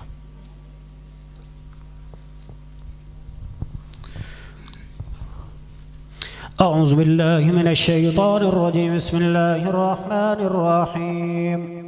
قل یا ایہا الکافرون لا اعبد ما تعبدون ولا انتم عابدون ما اعبد ولا انا عابد ما عبدتم ولا انتم عابدون ما اعبد لكم دينكم ولي دين. بسم الله الرحمن الرحيم. قل هو الله احد الله الصمد لم يلد ولم يولد ولم يكن له كفوا احد. بسم الله الرحمن الرحيم. قل هو الله احد الله الصمد لم يلد ولم يولد ولم يكن له كفوا احد. بسم الله الرحمن الرحيم. قل هو الله احد الله الصمد لم يلد ولم يولد ولم يكن له كفوا احد. بسم الله الرحمن الرحيم. قل اعوذ برب الفلق من شر ما خلق ومن شر غاسق اذا وقب ومن شر النفاثات في العقد ومن شر حاسد إذا حسد. بسم الله الرحمن الرحيم. قل أعوذ برب الناس ملك الناس إله الناس من من شر الوسواس الخناس الذي يوسوس في صدور الناس من الجنة والناس. بسم الله الرحمن الرحيم. الحمد لله رب العالمين الرحمن الرحيم مالك يوم الدين. إياك نعبد وإياك نستعين. اهدنا الصراط المستقيم صراط الذين أنعمت عليهم غير المغضوب عليهم ولا الضالين. بسم الله الرحمن الرحيم. ألف لام ميم. ذلك الكتاب لا ريب فيه هدى للمتقين الذين يؤمنون بالغيب ويقيمون الصلاة ومما رزقناهم ينفقون والذين يؤمنون بما أنزل إليك وما أنزل من قبلك وبالآخرة هم يوقنون أولئك على هدى من ربهم وأولئك هم المفلحون. وإلهكم إله واحد لا إله إلا هو الرحمن الرحيم. إن رحمة الله قريب من المحسنين وما أرسلناك إلا رحمة للعالمين. ما كان محمد أبا أحد من رجالكم ولكن رسول الله وخاتم النبيين وكان الله بكل شيء عليما. إن الله وملائكته يصلون على النبي يا أيها الذين آمنوا صلوا عليه وسلموا تسليما. اللهم صل على سيدنا ومولانا محمد وعلى آل سيدنا ومولانا محمد وبارك وسلم وصلوا عليه. سبحان ربك رب العزة عما يصفون وسلام على المرسلين والحمد لله رب العالمین. خصوصی دعا کے لیے میں گزارش کروں گا حضرت پیر صاحب سے کہ آپ اہل محلہ کی سلامتی کے لیے، خیر و برکت کے لیے، بالخصوص بزم محبان مصطفیٰ کے تمام اراکین کے لیے اللہ ان کی جوانیوں کے اندر برکتیں عطا فرمائے، علماء کے لیے اور خصوصاً میرے جامعہ اسلامیہ مدینہ العلوم کے طلباء کی کامیابی کے لیے اور ادارے کی خیر و برکت کے لیے آپ خصوصی دعا فرما دیں. اللہ کی جزائے. اللہم صلی علی سیدنا و مولانا محمد وعلی آل سیدنا و مولانا محمد مبارک وسلم. اے اللہ کریم تمام دوست بزرگ بھائی مل کے بیٹھے سب کا آ کے بیٹھنا قبول اور منظور فرما. اس مقدس محفل کے طفیل تمام بیماروں کو صحت عطا فرما، غریبوں کی غربت کو دور فرما، دکھیوں کے دکھ دور فرما، سب کو ظالموں کے ظلم سے بچا، حاسدوں کے حسد سے بچا، معاشرے کے فتنے کے شر سے محفوظ فرما. نبی کریم صلی اللہ علیہ وآلہ وسلم کی سچی غلامی، محبت اور اتباع کی توفیق عطا فرما. اے اللہ کریم نہ ظالم کر نہ ظالم کے حوالے کر. نبی کریم صلی اللہ علیہ وسلم کے دین کا بول بالا فرما. پوری دنیا میں مسلمان جہاں جہاں آباد ہیں ہر جگہ پر مسلمانوں کی مدد فرما. ہر مسلمان کا جہاں پیر ہو وہیں خیر ہو. اے اللہ کریم جتنے حاضرین یہاں پر بیٹھے ہیں سب کے گھروں میں خیر ہو، بہنوں بیٹیوں کی خیر ہو، ماں باپ کی خیر ہو، مال جان کی خیر ہو، آل اولاد کی خیر ہو، قبر حشر کی خیر ہو. اے اللہ کریم اس مدرسہ کی خیر ہو. حضرت صاحب طالب علموں کے لیے فرما رہے تھے اللہ کریم ان کے طالب علموں کو دین کی تعلیم اچھے طریقے سے حاصل کرنے کی، ان کو ان بچوں کی اچھی تربیت کرنے کی توفیق عطا فرما. کامیابیوں اور کامرامنیوں سے ہم کنار فرما. اور بھی جو علماء کرام تشریف فرما ہوئے عالم ہونے کے باوجود مہربانی فرمائی، وسعت قلبی کا مظاہرہ فرمایا. اے اللہ کریم اس اعلیٰ ظرفی پر تشریف لانے پر، ہماری سرپرستی فرمانے پر ان سب کو اجر عظیم عطا فرما. اچھا قاری خلیل صاحب ان کے سسر بتا رہے ہیں کہ ان کا وصال ہوا، ان کی بھی اللہ تعالیٰ مغفرت فرما. اللہم اغفر لحینا و میتنا و شاہدنا و غائبنا و صغیرنا و کبیرنا و ذکرنا و انسانا. اللہم من احییتہ منا فاحیہ علی الاسلام ومن توفیتہ منا فتوفہ علی الایمان. اللہم یسر لنا امورنا مع الراحة لقلوبنا و ابداننا والعافیت فی دیننا و دنیانا وکن رفیقنا فی سفرنا وخلیفتا فی اہلنا و مالنا واتمس علی وجوہ اعدائنا. وصلی اللہ تعالی علی حبیبہ الکریم سیدنا و مولانا محمد وعلی آلہ واصحابہ اجمعین برحمتک یا